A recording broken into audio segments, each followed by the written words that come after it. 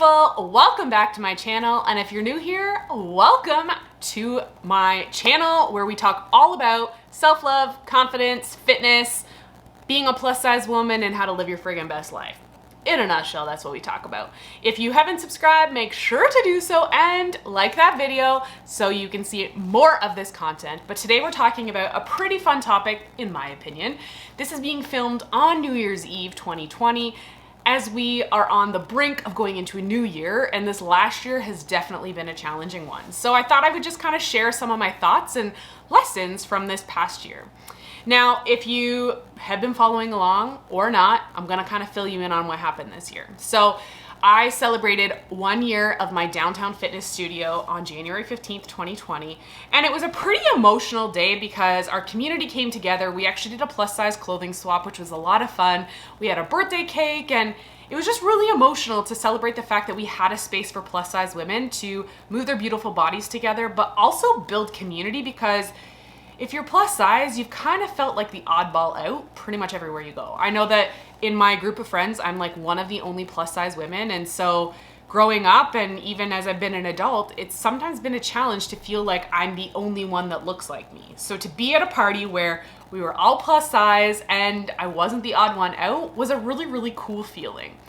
Little did I know that about 2 months later, I would be forced to shut down due to COVID. And honestly, it was sad, but at the same time, it's also been like one of the greatest gifts. So I'm gonna tell you why.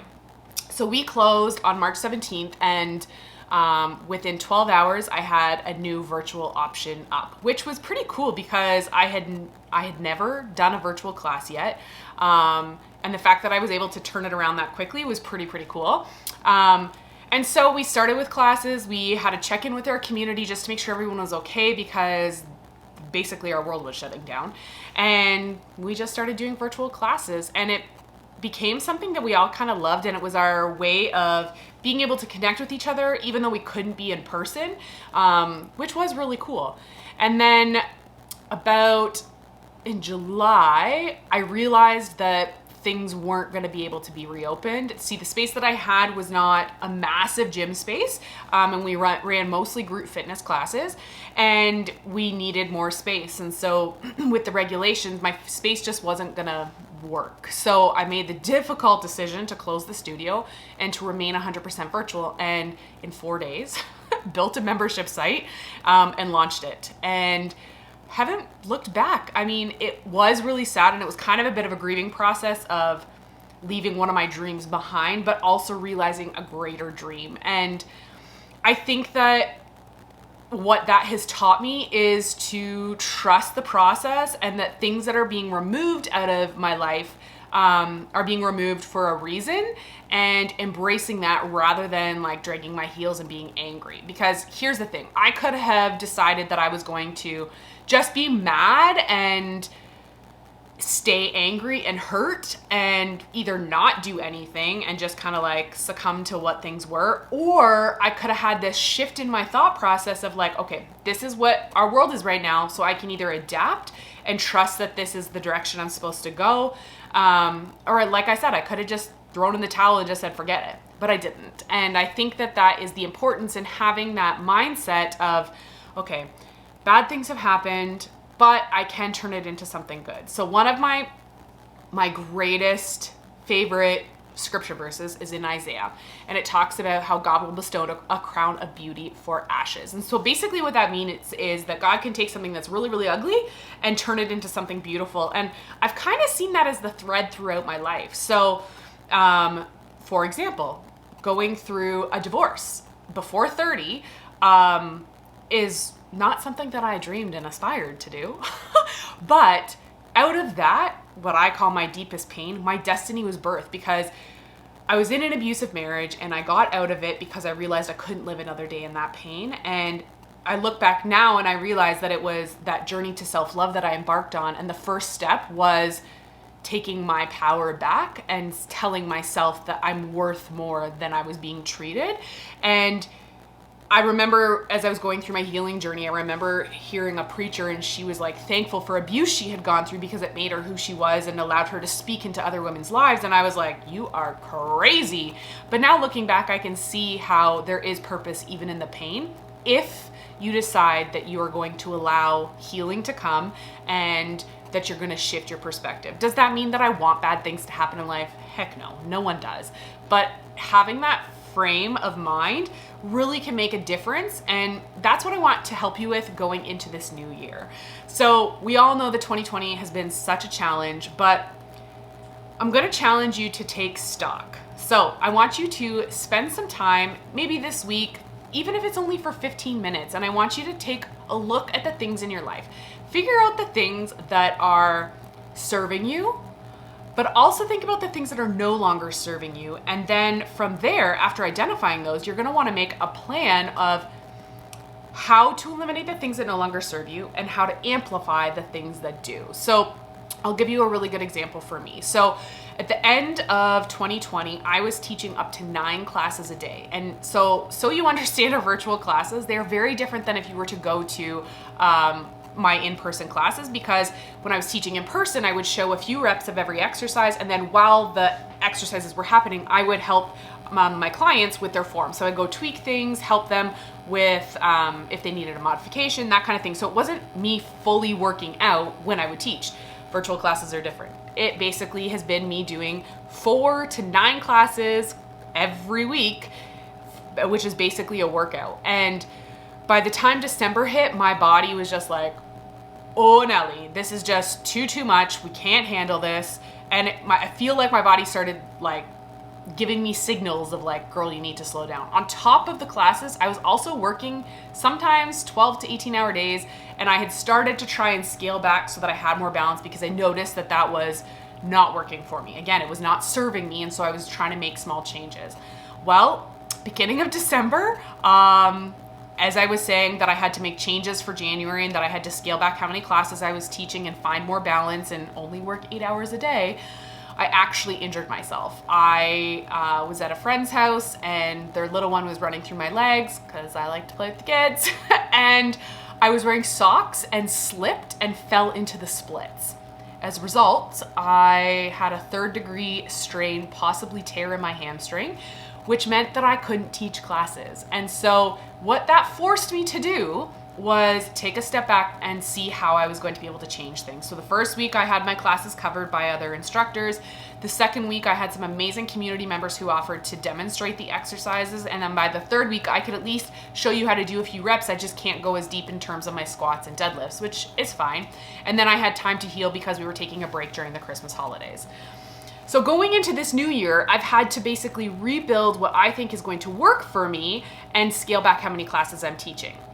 Does that mean that there are sacrifices to it? Yep, it meant that I no longer was gonna have morning live classes. I was only gonna have evening classes, but I'm going into the new year where I will be teaching 4 classes a week, as opposed to up to 9. So that in itself is gonna be a very big impact on my body and my stress levels as well. So it's just the quickest, most relevant, most recent example I can give you of how I started to see things that were not serving me, because not only was it a lot, my body, my back and my hips were really, really tight because of how much I was teaching, even though I was stretching lots and in either a massage or chiro every week. Also the added stress of being a business owner and entrepreneur, also getting through the year of 2020, all of those things, I had to really take stock and realize the things that weren't serving me and adjust to move forward. It's not always an easy thing, but again, when you shift your frame of mind to you want to build your life so that you feel good, you feel empowered, you feel strong, these are the kinds of things you take stock with, and you learn how to make those changes. You learn how to identify those things. Now, here is one of the biggest things I can say is I had been saying for weeks before this injury happened that changes had to come, and I didn't make those changes soon enough. So let this be a lesson as well, that when you start feeling, oh, I need to change this, ooh, this isn't sitting well, ooh, this is hurting, this is too much, whatever those are some of the things that I had thought in my head. do something about it sooner rather than later, because I was forced into rest, and it's not always a pleasant experience. And yes, I was able to figure things out because of my mindset. But when you start seeing those signals of whether it's you're not sleeping well, whether you're having interrupted sleep, if pain levels are going up, those kinds of things, take stock of those and see those as warning signs that something has to change, and change things sooner rather than later. Because when you have to make changes in a forced situation, it can cause a little bit more tension. The other thing is making sure you stay in the mindset of, okay, I can make these changes. It's going to be okay. And I can speak to the fact of, like, so when this hamstring injury happened, it happened on a Sunday night. I was a mess because all I could think of was, what am I going to do for my business? My business is based on me moving. Like, what am I going to do? And so Monday, I was very much in that state as well of like, oh my goodness, my world is over. And so on Tuesday, basically the second day after it had happened, I had this check with myself, and I was like, okay, I can't control what has happened. All I can control is how I react. And so I had this massive shift in my perspective of, okay, well, this is where I'm at. So I've got to adjust, and I've got to have a positive attitude. Otherwise, my healing could be delayed. I was going to be frustrated. I probably wouldn't sleep well. And so I switched that real quick. And that was probably the quickest I had done that switch, because typically I would stay in my victim mentality. And you don't have to be a victim. You can be a victor. You can be in that position, as opposed to letting things overtake you. You can overtake them. So that's just a quick example of something recently that I think is really tangible to take stock of, learning to trust things that are being removed out of your life, and how you can adjust, and how that mindset that you have really has a big impact on how you move in this world. So I hope that this has helped challenge your perspective a little bit. And as we go into this new year, maybe taking stock of the things that don't serve you and the things that do, and eliminating those things that don't, and highlighting and doing more of the things that do serve you. So for me, going into this next year, I've changed my schedule.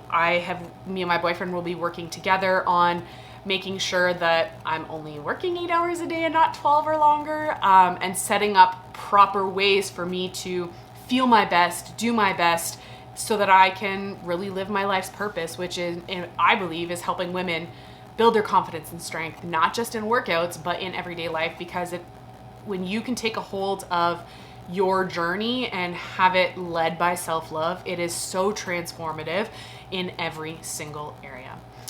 My goals for this year basically are going to be pursuing balance and my purpose. I want to make sure that I am focusing on my body, mind, and soul health, so that I can feel my best, so that I can continue to show up authentically and live out my purpose. Anyways, I am wishing you the very best as we go into this new year. Whatever your situation is right now, just remember that you have control in how you react. Does that mean it's always easy? No, and I've shared some very serious examples of how things have not been easy, but things can turn around, and a lot of that starts in your mind. Just like when it comes to self-love, it all starts in your mind. It starts with changing the conversations that we have with ourselves and leading out of a place of strength rather than weakness. So, wishing you all the best in 2020. There will be a lot more content this year in terms of some of the self-love and confidence stuff. So stay tuned, subscribe, and you'll be notified of what's coming next. And welcome along to the journey. Let's enjoy the ride.